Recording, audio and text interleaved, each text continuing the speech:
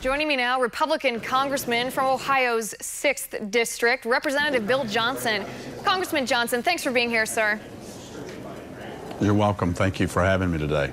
Congressman, I got to tell you, I am frustrated. I think I share the frustration of much of the American people here as we watch Congress, perhaps a Congress that looks to us at least to be inept in pushing the agenda that President Trump campaigned on. And I have to ask you, sir, this debacle that's happened in Congress with not being able to repeal Obamacare, if we don't do it now, when will this happen? Well, I couldn't agree with you more. First of all, I'm very frustrated too. And I certainly believe that the people that I represent are also frustrated. Let's go back to one of the statements that you made, though, in setting up this segment. 8 years. Remember, throughout most of that 8-year period, we had Barack Obama in the White House. We sent him repeal legislation while he was president.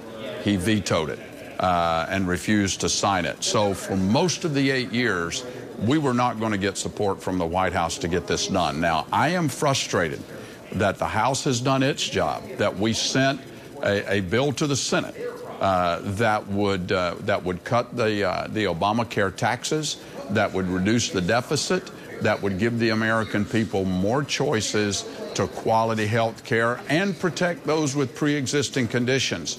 And I'm extremely disappointed that our Senate colleagues in the Republican Party in the Senate, some of them have chosen to sit this out.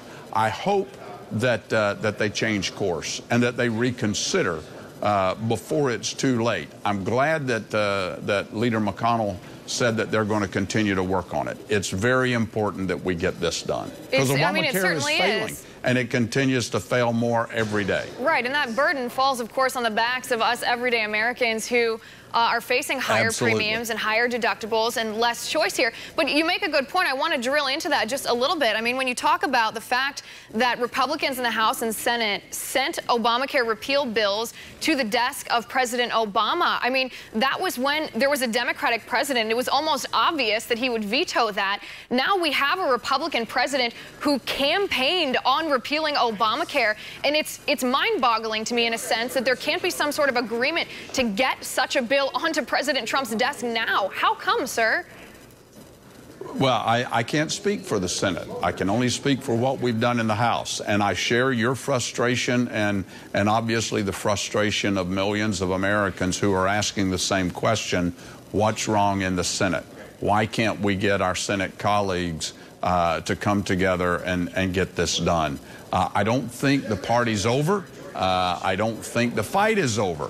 And so I believe that you're going to see the Senate continue to work this, because over the coming days, they're going to firsthand get the outrage of Republican voters and American voters who voted for President Trump largely because of the promises that he made, this being one of the biggest ones to repeal and replace Obamacare. Right, and that's where it confuses me, because I feel like this isn't just a Republican versus Democrat proposition here. There are many, many American people who voted for Barack Obama in the past 2 elections who are now hurting under Obamacare. They voted for Trump this time because they want it repealed here. And I guess my question, and maybe you have the perfect perspective on this because you're in Congress but not in the Senate. Do your colleagues in the Senate, do they not have the stomach for this fight?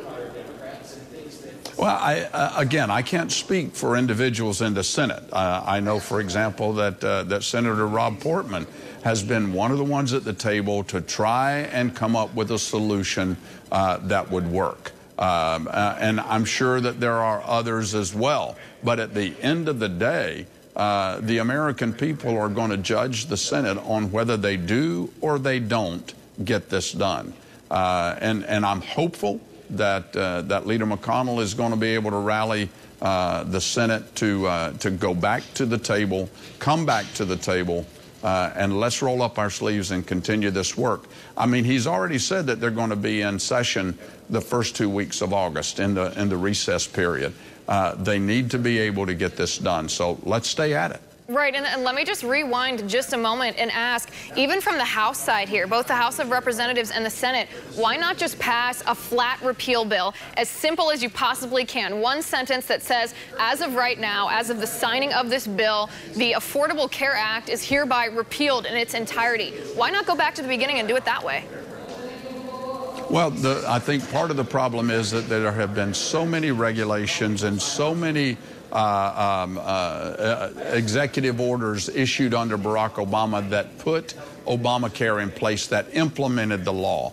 I think the real concern is that the unintended consequences of simply repealing, that's what some are saying, okay? But I think that is something that we have to consider moving forward, because the American people are demanding nothing less. They want better access to affordable, quality health care, and they want to make sure that people with pre-existing conditions are covered. That's what we promised. That's what we should deliver. Well, let me ask you this, Congressman. Would you vote for a bill like that was just straight repeal with a replacement coming later on down the line? I think at this point, we need to look at all options to get it done. Look at what happened in Ohio just a few weeks ago. Anthem has pulled out, leaving 18 counties without a single provider on the exchanges. And 6 of those counties are in my district. What are those people going to do? What are those people with pre-existing conditions in those counties going to do when they have no choice of a health care provider? So look, all options need to be on the table at this point, and we need to get this done. But the House has done its job. I urge the Senate to move so we can go to conference and come back together again with something that we can put on the president's desk that's going to give the American people what the president promised. Right, and on that, sir, you and I are on the same page. We want Obamacare repealed, and we want it repealed now. Thank you so much, Congressman Johnson, for being on the show. I really appreciate it, sir.